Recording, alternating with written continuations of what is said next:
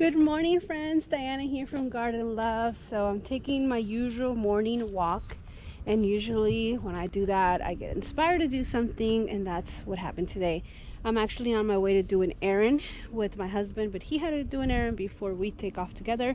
So I decided to do my little nature walk that I do every morning, and I was inspired to plant this amazing baby aloe vera that I have multiple videos on how I have propagated them, divided them, and created new baby plants. So my goal is to fill this up with green, with things that are beneficial to us, things that we can use for home remedies. And this happens to be amazing for cuts, burns, your hair. I put it in my shampoo for your skin. I mean, endless things you could do with aloe vera.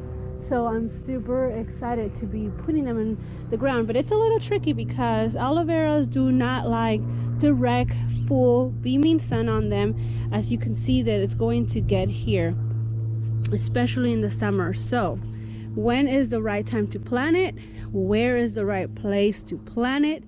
And how to plant it? And as far as water, how does all that go? We're going to talk all about that today, and let's get started so I can show you. Well, friends, right now it's the middle of November here in Southern California, zone 9B, and you might be wondering why I'm planting this aloe vera during this time a year. Well, aloe veras, like I mentioned, do not like the beaming hot sun, and they like to, you know, kind of stay in a cool place where it gets some daylight, but not necessarily direct. And it also it takes a little minute to get established. Usually when I propagate them and transplant them, I put shade on them, and this hillside is not gonna get tons of shade during the summer, and excuse me, and not even during the winter as we are right now.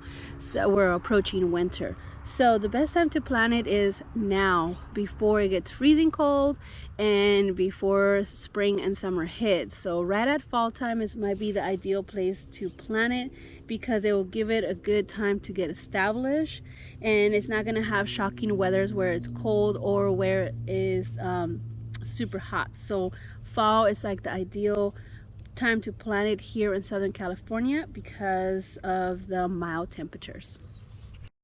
So you might be wondering, well, where are you going to put it if it gets direct sun, and why are you going to put it on your hillside if you mentioned not to put it in direct sun? Well, thankfully, due to all of these amazing trees, plants, shrubs that I'm putting here on my hillside, it's going to provide a tiny little microclimate where it's going to give some shade. Now this is going to be cut down during the winter. It's going to be bare, you know, just little sticks, and it's not going to provide shade for the aloe vera.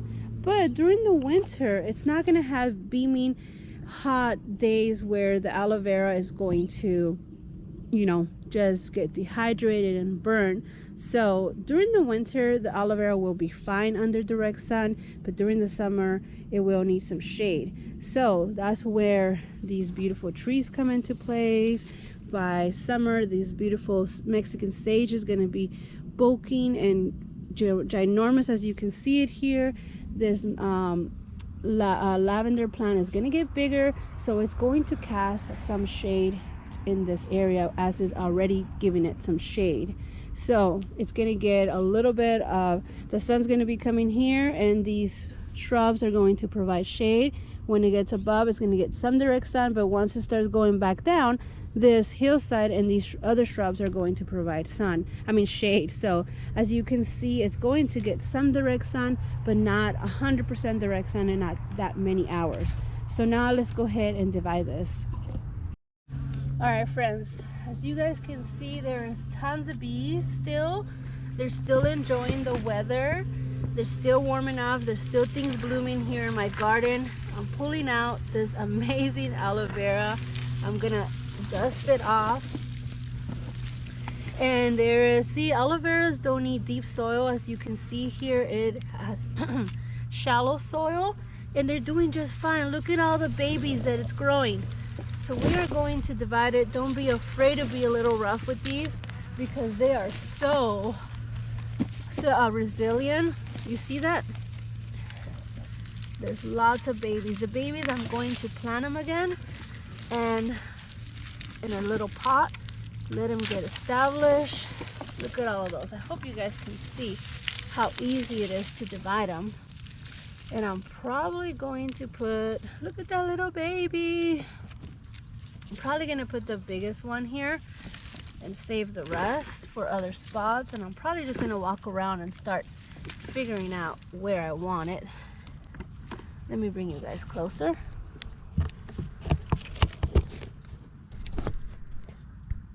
So as you guys can see, here is the root ball. Tiny little root ball. I'm going to dig up a hole right here, which I had already done so.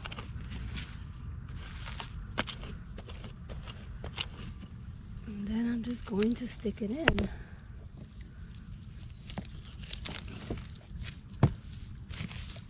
Here we go. There is some sort of shrub here, some ground cover that's going to provide some shade also, some moisture. The bees tend to like it, so I'm not pulling it out. Some sort of weed that's growing here in my garden. But it's that easy, friends. I'm going to give it some watering and it's just going to do its job by itself. Look at that.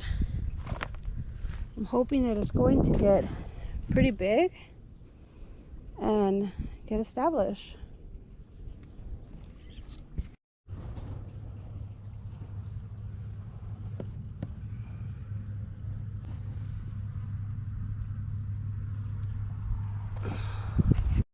Friends, let's talk watering. Okay, as you guys can see, this hillside is basically on one irrigation system. Okay, once the water goes on for whatever amount of time I have it set, that's how much water each plant is going to get. Now, how do I figure out how much to give the plants that need more water versus the plants that need a lot less water? Okay, well, for example, my pineapple guava needs more water, so I went ahead and add several drip systems. That way it gets plenty of water. Okay, but something like the lavender that doesn't like to sit in a lot of water, I put one, or I may have put one drip right above it, so some of the water gets into this plant, but not necessarily a whole lot. Well, with the aloe vera, what I'm doing is, since I'm putting this around other plants that have drip irrigation, I'm going to put it in the ground and rely on the water that's kind of going down with gravity, so this plant can get some of the water. Now, if I see them kind of like a little sad, I might add a drip, or I will hand water them depending on how much water I see that it needs. So for now, I feel that there's enough moisture in the soil for this plant to get established, and it's gonna do just fine. Maybe I'll add a little bit of wood chip so it can retain more moisture without it getting direct water or drip. And aloe veras do not need a lot of water. In fact, they prefer less water than more water. As you can see, the root ball was completely root bound, and it was doing just fine. In fact, it was sprouting out new little babies, and it was thriving in its small little container that it has here. So aloe veras do not need a whole lot of moisture and a whole lot of water. I'm going to give it a try and put another one here. This one seems to be getting a lot less moisture than the other spot. Let's see what it looks like down below. It's amazing, all of these little leaves from this Mexican sage. I love it. It looks beautiful in the ground. Even the bees are coming down. So I'm going to attempt to put, let's see here, not one of the big ones. I'll put this one in here. Try to get some of these leaves off. I don't want them to go down with the root. And the hole does not need to be deep at all, friends. Just a slightly deeper hole. There we go. You guys can see that. And let's hope for the best, because this doesn't have a lot of moisture here, so I might have to add a drip.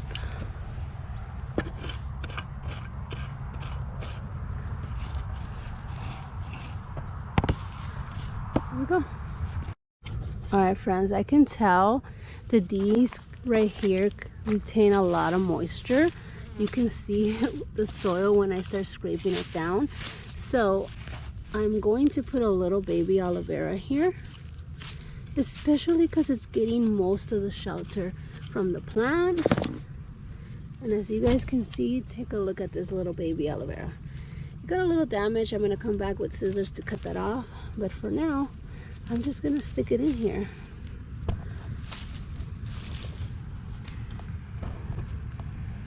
You guys can see that.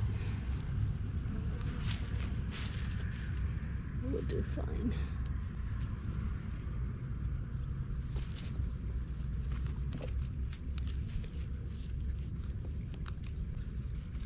There's a lot of moisture here. And since the aloe vera is a baby, it needs it.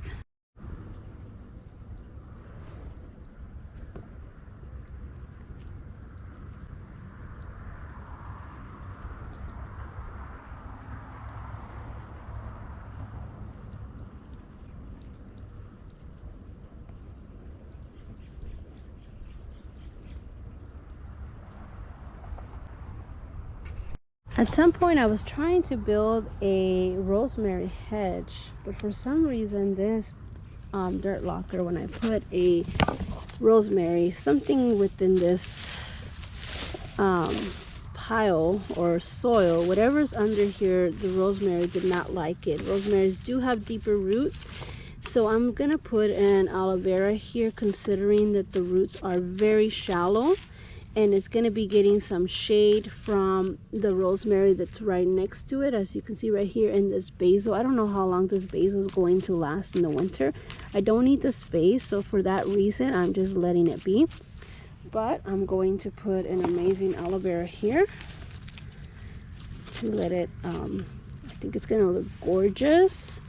And you know what, this one is an experiment because it doesn't have that much shade, but it will get shade in the afternoon when the sun goes over the hill. So let's go ahead and give this a try. Okay.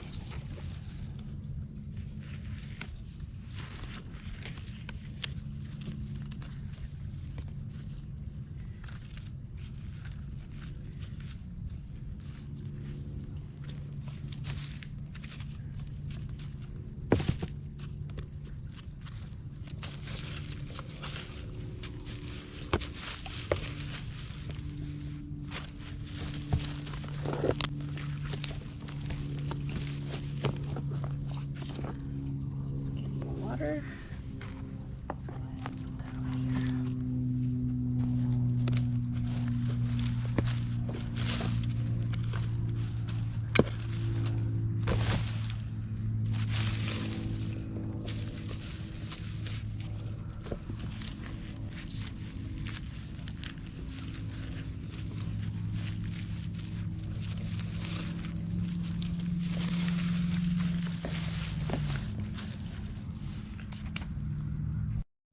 I have one more, so I'm going to go try to find a spot for it.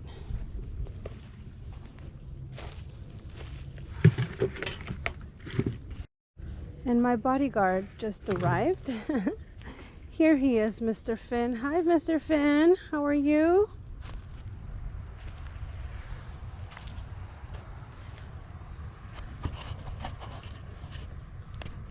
He's liking the onions.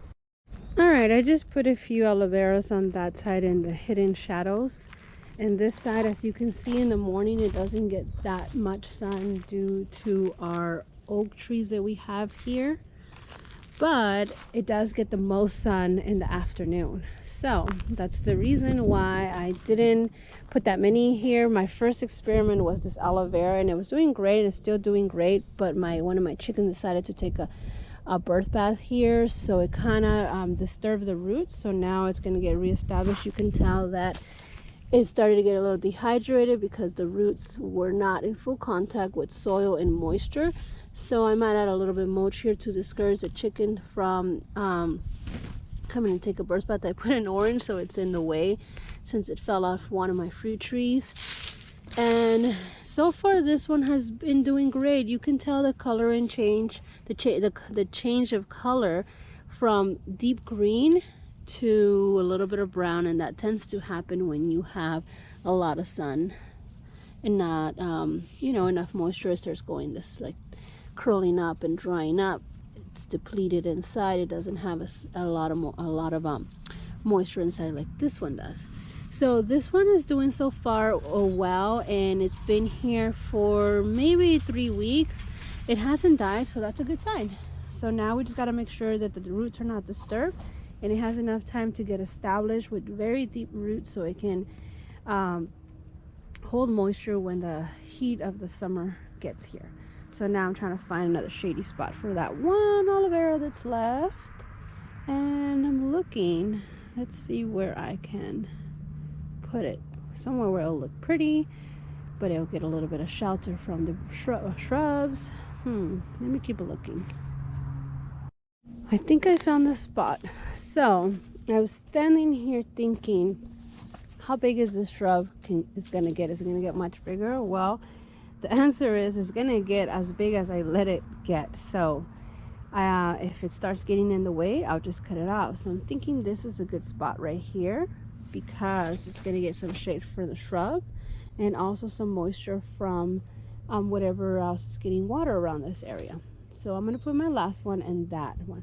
Also keep in mind with aloe veras, they are so resilient, so if you decide to pull it out because you think that's not a good spot or it's not doing well, it's going to do just fine pulling it out. And if you put it somewhere else, even if you behead it and it has no roots, because I've done that in different videos, go ahead and look at those videos. I'm going to put them right above so you guys can take a look how I beheaded one of my aloe veras and put it in soil. As long as it has good moisture contact and it healed for a few days before I put it in the soil, it just thrived. In fact, I still have it. I'll show you at the end of the video what that one looks like.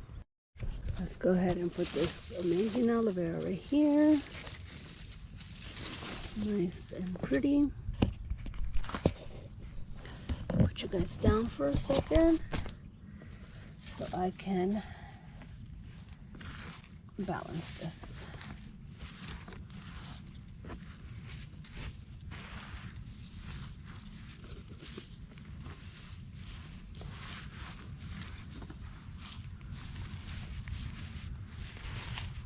You can see that there's already some shade on it. It's doing great. Let's go ahead and feed Gilbert some food.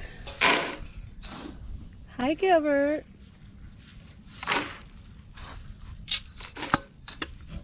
Let's make sure we keep this covered.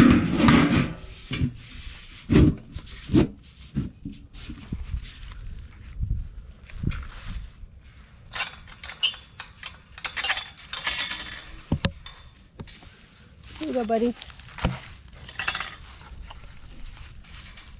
Alright, I'm going to show you my amazing aloe vera that I beheaded years ago. Look at how tall it's getting. Isn't it amazing? It's ginormous. And it's sitting here in the shade. It seems to be very happy in that container. It even has a little baby growing. I took tons of little babies from that aloe vera. I've also, these are the little babies. This was one of the aloe vera babies. You can tell that it's getting some sun but also shade, and it's thriving in the small container. This is another one I was gonna take with me earlier but decided to take the one that had tons of little babies. I'm gonna let this one get more babies here before I separate it. This one is very heavy top. I should probably separate it because look at that. It has a lot of little babies. Put it here so you can get a little bit of sun. And then there's this one. These are all babies from that ginormous aloe vera I showed you guys. All little babies. You see? I'm going to keep dividing them, spreading them, and multiplying them. Well, friends, this is a tiny little episode on my aloe veras and what I'm doing in the garden. The do's and don'ts here in Southern California. Make sure that if you're going to plant aloe vera that it's not in direct sun. don't do it in the middle of the summer or even in the spring. I would start in the fall to give the aloe veras plenty of time to get established, so it can start thriving when spring and summer comes. I hope that you guys enjoyed this video. If you're new, consider subscribing so you guys can see tons of more upcoming videos with everything I have going on in this hillside garden and my orchard that's behind me. And if you think somebody might benefit from this, please share and let them know. If you have any aloe vera that's damaged, I highly suggest that you guys cut it off so it has a clean way to heal itself, like it does right here. So I cut this one off because it had a side wound. I don't want critters to go in there, so I decided to cut it off so it could just have a clean way of healing.